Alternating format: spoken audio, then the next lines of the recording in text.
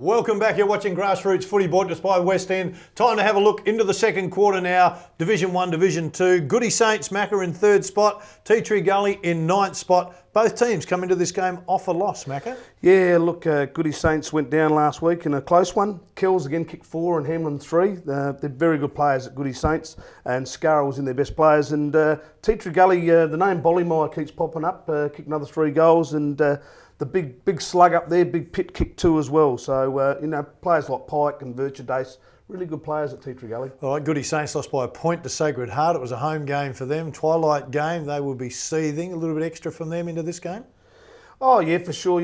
Sacred Heart are a very good team, and, to get beaten by them's, not a bad thing. Goody Saints were travelling along not too badly, but Sacred Heart have showed that they're going to start to step up again. All right, the Rucks, Goody Saints might have an edge there. Oh, look, when you've got Illman playing for you, who's a very good player, Wakeland's the other one as well. They're big men.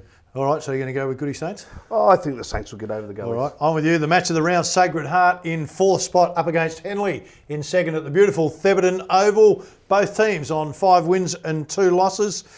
This one's going to be tight, Macca. This will be a terrific game. As we said, Shock had their 1-point win last week. Henley winners again last week.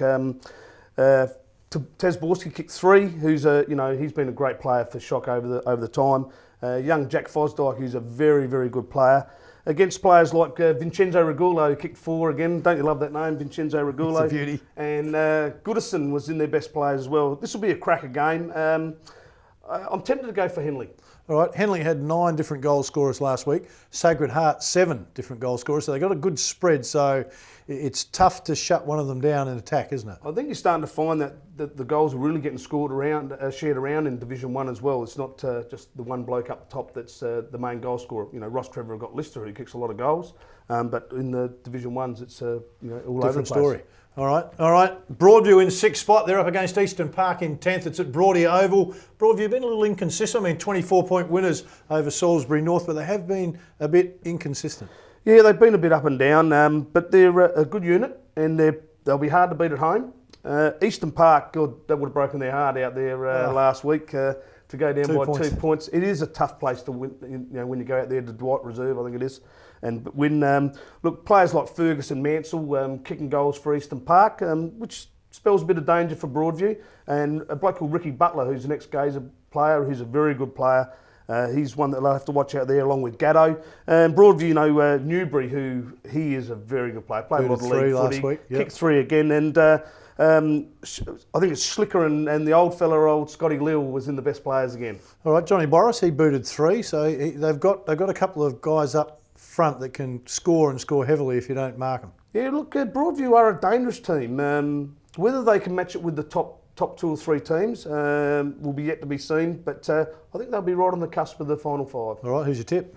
I think Broadies will Broadies as well. There. Yep. All right. Jeps Cross there in 8th spot, up against Foss Camden in 5th at Duncan Fraser Reserve.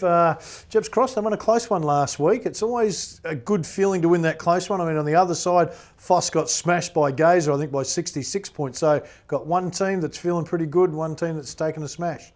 Yeah, look, Ando would have been pretty happy to get that win. Only by 2 points, and they had Clark who kicked 6. Players like Stengel, and we talked about Aloka, who's the vice captain of the footy club, starting to stand up for that football club and become the very good player that he is.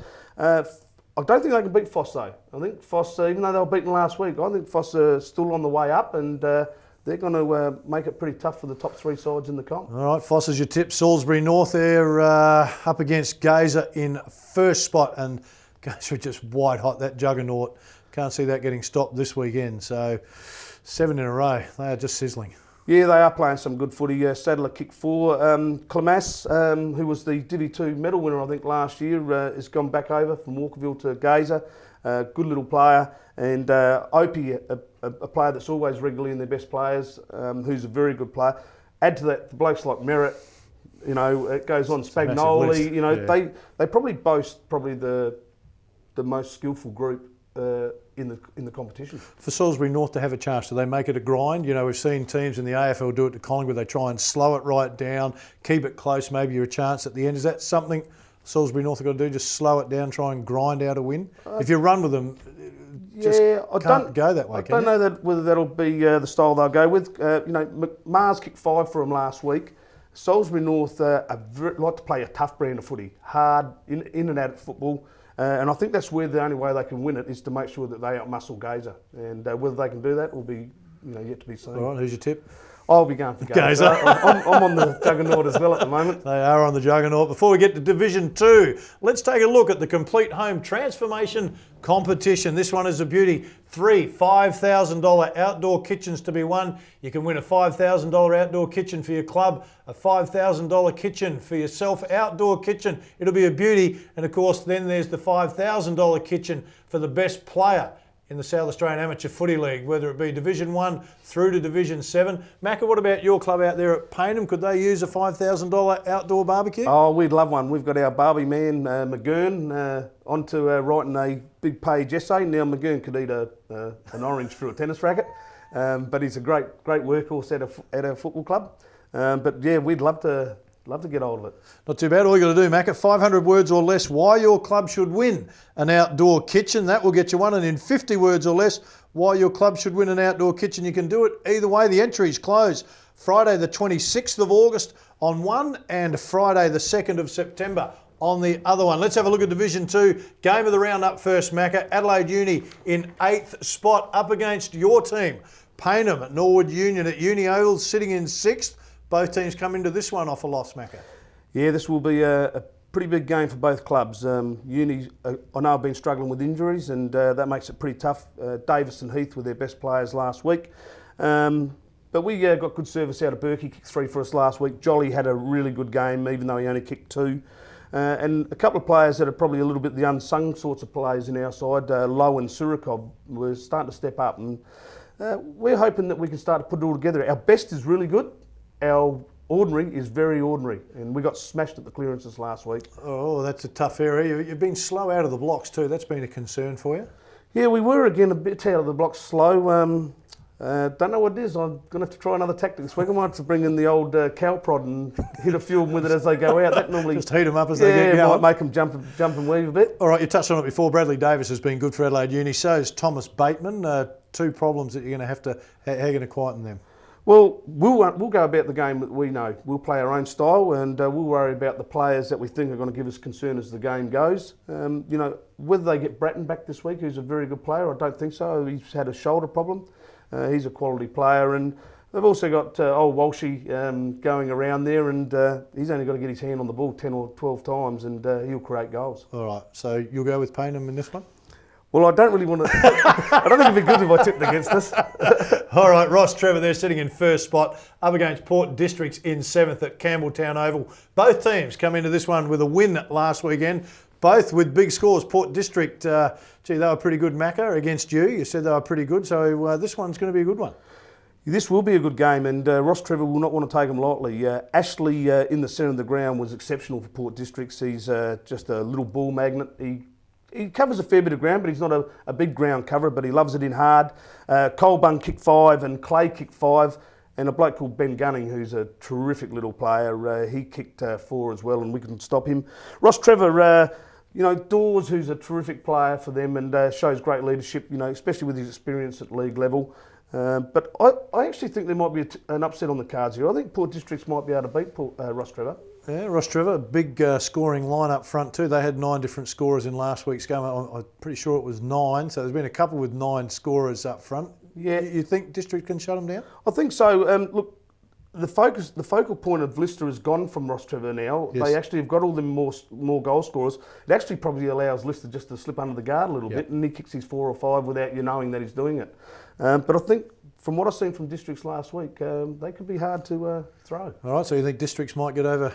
I think they might. All right, I'll go with Rostrevor. You go with the Port Districts. Ooh. Old Iggy's in 3rd spot. They're up against Athelstone in 10th spot at Hunter Park. Old Iggy's touched up Prince Alfred by 83 points last week, so they're in good form. Athelstone went down by 57, so got 2 different spectrums, ends of the spectrum there. So Athelstone are probably going to improve, but not enough to get over Old Iggy's. Well, you want a response from the Athelstone crew. That's what you want as a coach. Baker kicked 3 from last week, and Sheedy, who's been a terrific player for him over the years, and Wilmot were in their best players. Oldies, a lad called Willoughby. He brings his own football to the game, and he just racks the possessions up. Dupuy was another good player from last week. Big Whitey kicked 4, and Alessandrini kicked 5. So they've got the firepower up forward, and I don't think Athelstone can match him. Old Iggies? I'll go with the Iggies. All right, Walkerville in ninth spot up against St Peters in second at Walkerville Recreation Ground. I reckon St Peters are going to be steaming after last week. I don't think they would have minded the loss, the margin of 49 points. I think that'll be biting into them. So, you know, Walkerville, they had a good win over Athelstone, but they'll need everyone firing. I just reckon St Peters are going to come out in this one. Yeah, look, St Peters will, you know, Modbury, which was a bit of an upset last week. So St Peters will be looking forward for a big game. Brad Thomas, who's a quality player out there, and of course the big fella up forward, Hardy, who loves to kick goals. Walkerville, Naim Fisher kicked 5. Now, I think he's had stints at West Adelaide and played on the weekend and kicked 5. Munn, who was a terrific player, kicked 3. And Bowman was in their best players.